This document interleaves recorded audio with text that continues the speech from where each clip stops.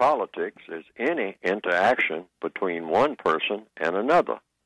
We often think of politics as just going somewhere and punching something on a card or something, or writing something on a piece of paper, and then say, okay, I have participated in politics. And some people will even say, well, you shouldn't mix politics with anything else. Particularly, you shouldn't mix up religion with politics. Well, that raises some questions. Can you have politics without people? Because that's what politics means, people. People interaction.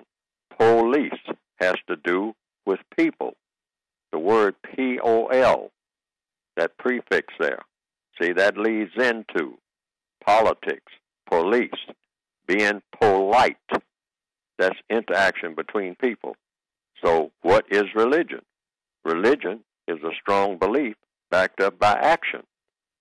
So if you collate those two together, logically speaking, then you can't have a religion without politics, because politics is all about people. You can't have church without people.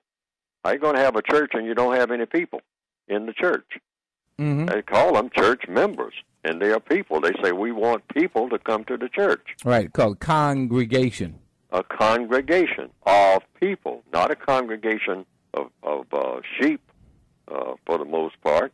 That's not what they're referring to. They might, in a colloquial sense, refer to the people as being sheep or something like that, followers of a doctrine and whatnot, but they are considered to be people. So it's all interactive. Anything that people are engaged in, you're engaged in a political action. When you're talking to someone, that's politics. And if you're doing it with great conviction, expressing your opinion and enforcing that opinion or something like that, that can even be considered to be religious and or law. So politics is engaged in everything that people do: law, sex, education, economics. It's all politics.